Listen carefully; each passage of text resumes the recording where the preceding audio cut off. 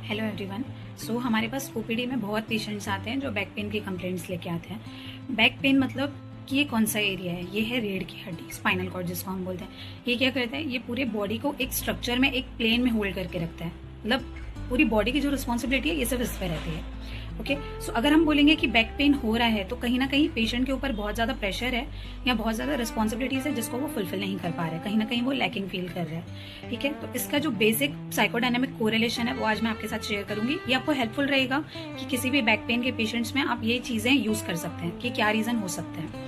Back pain में unresolved और suppressed emotions रहेंगे क्योंकि वो बहुत ज्यादा इमोशंस को कैरी करेगा, ओवरलोडेड रहेगा इमोशन से, या देर इज सप्रेस्ड एंगर, कुछ एंगर इश्यूज रहेंगे जो सप्रेस्ड करके रखेगा, वो उसको एक्सप्रेस नहीं करेगा। साथ ही साथ बहुत ज्यादा प्रेशर रहेगा चीजों का, ये संभालना है, वो संभालना है, रिस्पॉन्सिबिलिटी से नहीं कर पा रहा हूँ, ये सब चीजें रहेंगी। और जो इमोशंस रहेंगे वो काफी ओवर पावर्ड रहेंगे, मतलब हर इमोशन को वो बहुत डेप्थ में फील करेगा लेकिन वो उसको निकाल नहीं पाएगा। सबसे मेन चीज जो उसमें रहेगी वो रहेगा फीलिंग अनसपोर्टेड। मतलब इतनी सारी चीजें, इतना सारा स्ट्रेस होने के बावजूद भी उन्हें ऐसा लगता है कि हमें कहीं से भी सपोर्ट नहीं मिल रहा है।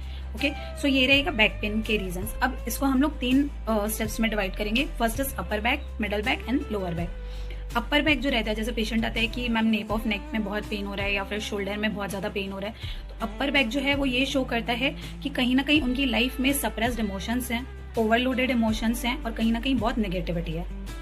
उनको ऐसा लगता है कि हमें कहीं से भी सपोर्ट नहीं मिल रहा है, इतना स्ट्रेस होने के बावजूद, कांस्टेंट वरी होने के बावजूद भी कहीं से सपोर्ट नहीं मिल रहा है। तो धीरे धीरे उनमें ट्रस्ट इश्यूज डेवलप होने लग जाते हैं। कांस्टेंट फियर रहता है, एंजाइटी रहती है, वरिडनेस रहती है।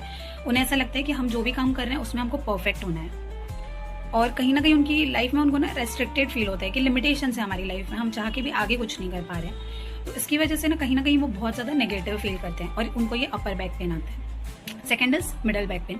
मिडल बैक पेन ये कहीं ना कहीं पास्ट अनरिजॉल्व इश्यूज को शो करता है कि पास्ट की कुछ चीजें हैं, कुछ ट्रॉमा हैं, कुछ एक्सपीरियंसेस हैं जिनको उन्होंने फील किया है लेकिन वो एक्सप्रेस नहीं कर पा रहे हैं, उसको वो नहीं निकाल पा रहे हैं। इसमें ऐसा होता है कि ना जो पेशेंट रहता है वो बहुत ज्यादा सेंसिटिव रहता है दूसरों के थॉट्स को लेके, क्रिटिसिज्म को लेके, जजमेंट्स को लेके। अगर किसी ने कुछ बोल दिया, किसी ने किसी भी चीज में कुछ जता दिया, तो पेशेंट उन चीजों को लेके बहुत ज्यादा सोचता है, कहीं ना कहीं वो ओवर थिंकिंग में जाता है कि जो मैं कर रहा हूँ वो सही है कि नहीं है, गलत तो नहीं। और इन चीजों की वजह से वो इतना ज्यादा सेंसिटिव हो जाता है कि वो ओवर थिंकिंग, कॉन्स्टेंट वरी, इन सब स्टेट में चला जाता है और फिर अपनी ही गलतियों को लेके वो गिल्ट में चला जाता है। एक पॉइंट ऐसा आता है कि जब वो उस गिल्ट से नहीं निकल पाते और वो अपनी पास्ट मिस्टेक्स की वजह से ना खुद को माफ कर पाते हैं ना दूसरों को माफ कर पाते हैं, इतना ज्यादा वो उस टाइम पे ऑब्स्टिनेट हो जाते हैं। Last is lower back pen.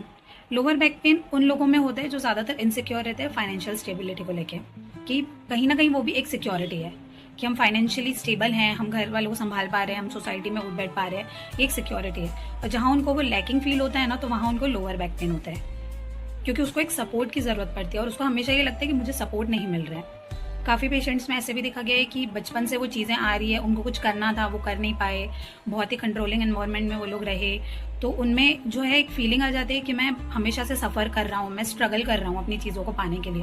और जब वो उन चीजों को रिजॉल्व नहीं कर पाते, जब वो उन चीजों को एक्सप्रेस नहीं कर पाते, तो उनमें सप्रेस्ड एंगर दिखता है। सप्रेस एंगर मतलब एंगर है, कहीं ना कहीं उस चीज के अगेंस्ट हम जाना चाहते हैं लेकिन हम जा नहीं पा रहे, या तो हमको उतना सपोर्ट नहीं मिल रहा है वो चीज करने के लिए। तो उनमें negativity, over thinking, constant worry, fear, anxiety, ये सारे इमोशंस आपको देखने मिलेंगे। अगर आप इन तीनों के पेशेंट्स को देख रहे हैं कि upper, middle and lower back pain के पेशेंट्स आ रहे हैं, तो ये आपके लिए एक इंसाइटफुल लिस्ट रहेगा कि आप इन लिस्ट में से ही शॉर्ट लिस्ट कर सकते हैं कि क्या क्या रीजंस पेशेंट में हो सकता है या क्या क्या साइकोडायनामिक कोरिलेशन हो सकता है पेशेंट में। Thank you.